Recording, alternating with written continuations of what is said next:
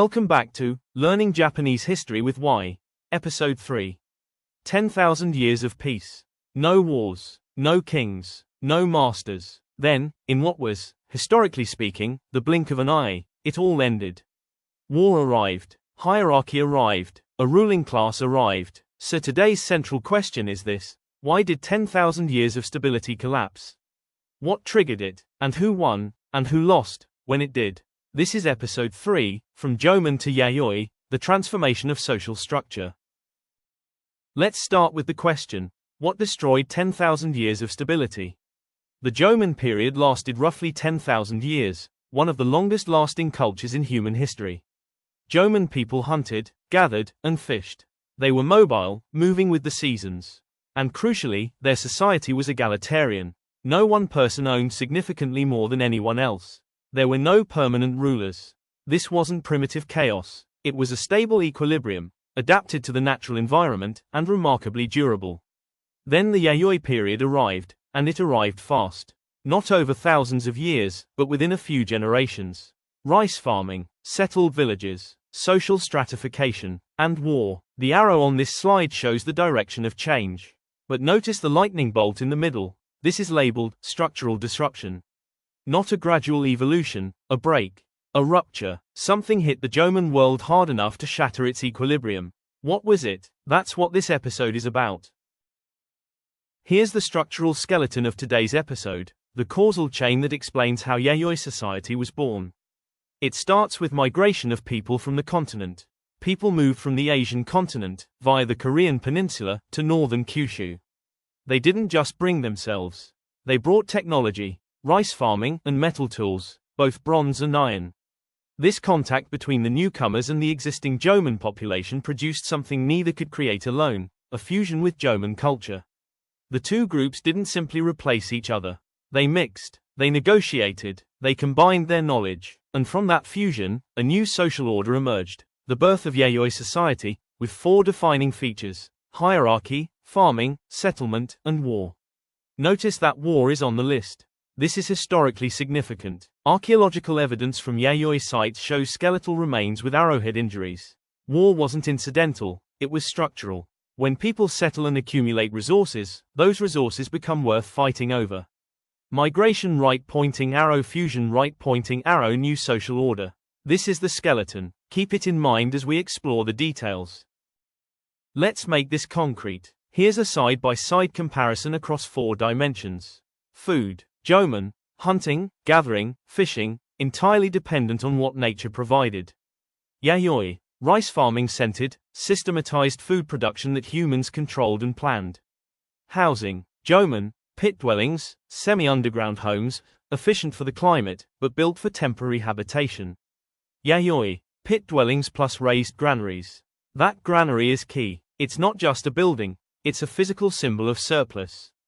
You build a raised storehouse when you have something worth storing. Society. Jomon, egalitarian, communal decision-making, shared resources.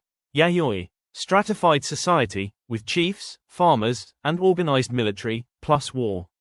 Tools. Jomon, stone tools and clay figures used for ritual and everyday life.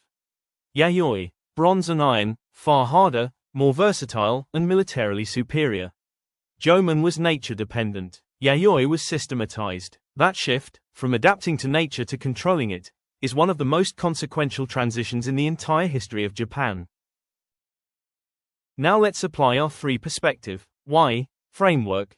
First, who benefited from this transition? The answer isn't everyone equally. This is the key insight. The slide labels it asymmetric benefit distribution. At the top of the pyramid, local elites. These were Jomon leaders who recognized the value of the new agricultural technology and used it to expand their power. They didn't invent rice farming, they adopted it strategically and strengthened their authority with it. New technology in the hands of existing power becomes more power. In the middle, migrants. The continental newcomers gained something precious: a stable settlement site and safety. They were refugees of a sort, fleeing the chaos of warring states in China. Northern Kyushu offered them land, and the Jomon people offered relative security. At the base, farmers. The ordinary people who worked the fields gained food security, their meals became more predictable. But they paid a price. They lost freedom, the freedom to move with the seasons. They lost equality. Now there were people above them. They became the base of a pyramid that hadn't existed before. This is a recurring pattern in history. Technological transitions create winners and losers. The winners tend to be those who already had some power to begin with. The losers are those who had freedom but not wealth. The second perspective, what fundamentally changed? Three things, visualized as three cards: food, technology, and wealth. Food, from nature dependence to nature control. In the Jomon era, if the acorn harvest was bad, people went hungry. In the Yayoi era, farmers could engineer the land, irrigate it, plant it, harvest it on a schedule. The relationship to food shifted from passive to active. Technology, from stone tools to iron and bronze tools. This isn't just an upgrade in hardware. Stone tools are limited in what they can cut, build, or fight with. Iron tools can clear forest, plow soil, and kill people far more efficiently. The introduction of metal changed both the economy and the military. Wealth, from sharing to accumulation. This is perhaps the most profound shift. In hunter-gatherer societies, wealth is distributed informally. You share food because hoarding it is impractical. In agricultural societies, wealth can be stored. Rice lasts months. Land lasts generations. And once wealth can accumulate, inequality follows automatically. These three shifts, in food, technology, and wealth, are the engine behind everything else we're discussing today. The third and final perspective, why did this happen around the 3rd century BC, and not earlier or later? The answer lies in three external forces converging simultaneously. First, China was in chaos. The Warring States period, centuries of brutal interstate warfare, was reaching its conclusion with Qin's violent unification campaigns. This produced a massive wave of displaced people, skilled farmers, craftsmen, soldiers, and knowledge carriers who needed somewhere to go. Second, climate change and food insecurity were destabilizing the Korean peninsula. Droughts, floods, and crop failures were creating hunger and conflict. People were already moving, looking for more stable land. Third, northern Kyushu was perfectly positioned. Geographically, it's the closest point in Japan to the Korean peninsula, a narrow sea crossing. Its climate was suitable for rice cultivation. It had flat coastal plains ready for irrigation. It was, in a word, an entry window. Geopolitics, climate, and geography all converged at the same moment. This wasn't inevitable. It was a specific historical coincidence that changed Japan forever. This is what historians mean when they say that timing matters. The same people with the same technology, arriving 500 years earlier or later, might have produced a completely different outcome. Now let's ground all of this in archaeological evidence, the kind of things that appear on university entrance exams. The most important Yayoi site for demonstrating social change is the Yoshinagari site in Saga Prefecture, Kyushu. What makes it so significant? Yoshinagari is a moated settlement, a village surrounded by a large water-filled ditch. Why build a moat? To keep enemies out. You don't build defensive infrastructure unless there are people you need to defend against. The moat is direct physical evidence that war existed in Yayoi, Japan. Yoshinagari also has watchtowers, elevated structures for surveillance. Again, you don't build watchtowers unless you're worried about attack. Together, the moat and the watchtower tell us, Yayoi society was a society that feared conflict. That fear was well-founded. Skeletal remains at Yayoi sites show evidence of violent injuries. The second key exam concept is cultural fusion.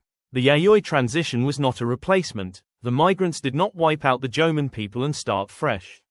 Instead, the two populations mixed, culturally and genetically. The result was a hybrid Yayoi culture, continental agricultural technology wrapped in a Jomon cultural foundation. This distinction matters enormously for exam answers.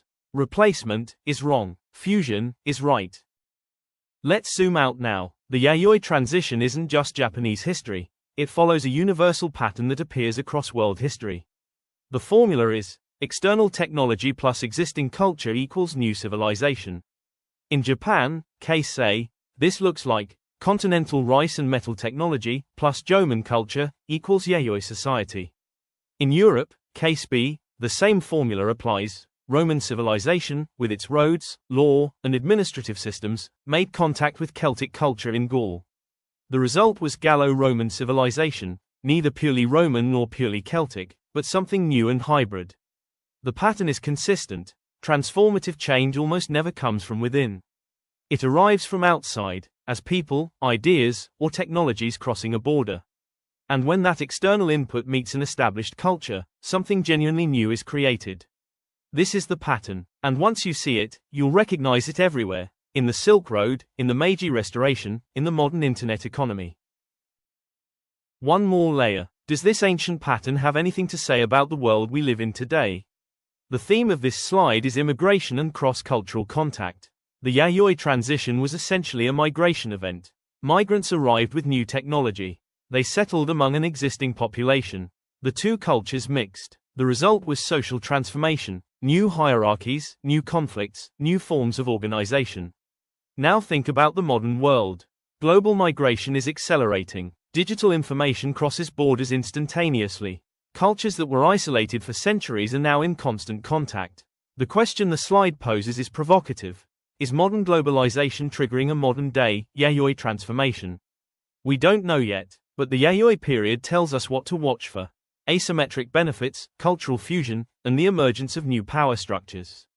The technology changes, from rice paddy to smartphone, but the structure of the process may be remarkably similar. Before we summarize, let me give you 3 prompts to try with an AI. These are designed to test structural understanding, not just factual recall. Prompt 01 is structural analysis. Analyze the reasons why Jomon society continued stably for about 10,000 years, from the 3 perspectives of food, social structure, and climate. This flips the question. Instead of asking why Yayoi succeeded, ask why Jomon lasted so long. The answer reveals the conditions that eventually broke. Prompt 02 is causal mechanism. Explain the transmission of migrants and the mechanism of conflict between migrants and indigenous people, as a causal chain. This is about reconstructing the social dynamics of cultural contact, the friction as well as the fusion. Prompt 03 is modern comparison. Compare the cultural transformation caused by migrants in the Yayoi period with modern social transformation, and extract common patterns. This connects the episode's big idea directly to contemporary relevance. Try all 3. They get harder as you go, and the third one has no single correct answer. That's the point. Let's close with 3 words, displayed here as 3 scrolls. First, migrants. They were the agents of change. Without the movement of people from the continent, carrying rice cultivation, metal tools, and their own cultural knowledge, the Yayoi transformation simply doesn't happen. Change required people willing to cross a sea. Second, cultural fusion. This was the process of transformation. Not conquest, not replacement, fusion. The meeting of continental and Jomon traditions produced something neither side could have created alone. Yayoi culture is a hybrid. Japan, from its very beginning, was shaped by cross-cultural encounter. Third, social stratification. This was the result, the new social order that emerged from the fusion. Hierarchy, farmers and chiefs, wealth and poverty, war. The egalitarian Jomon world was gone, replaced by a structured society with winners and losers. Migrants, cultural fusion, social stratification. These 3 concepts capture the entire episode.